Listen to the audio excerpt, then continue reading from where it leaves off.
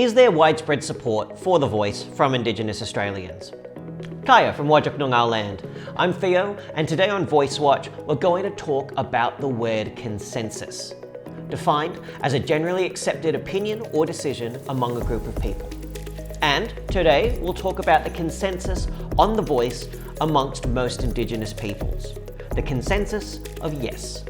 For example, all 4 land councils in the Northern Territory recently signed the Barunga Declaration in support of the referendum. Land councils across the country have pledged their support as well, including the Kimberley Land Council and the New South Wales Aboriginal Land Council. First Nations Australians, surveyed in April by YouGov, showed an overwhelming support at 83%. And that's not the only poll either. The polling average amongst Aboriginal and Torres Strait Islanders shows support at 80%. In contrast, for the general population, it's 55%. So let me tell you what that tells me. In an Australian federal election, if 55% of Australians were to preference the Liberal Party over the Labor Party, then that would be a landslide of epic proportions. How do I know? Since 1949, that has happened exactly twice. Just 2 times in over 70 years have we ever gotten a split of 55 to 45%. Now, polling tells us 80% of First Nations support the voice. Even with the usual issues with polling, we can see that Aboriginal and Torres Strait Islander people's support is strong.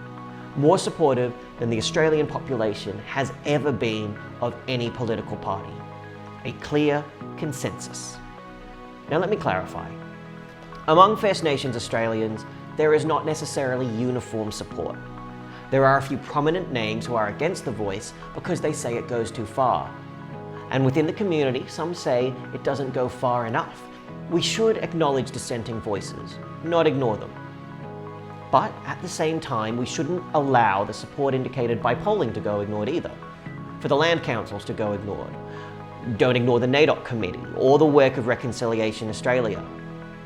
At Uluru, First Nations Australians asked for constitutional recognition through a voice. Don't ignore the consensus, but listen to their voice.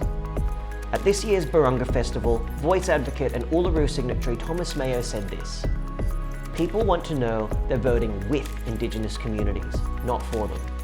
And I 100% agree. But we can rest assured that when it comes to the voice, as far as we can tell, most communities are in consensus. And that's why I'm voting yes.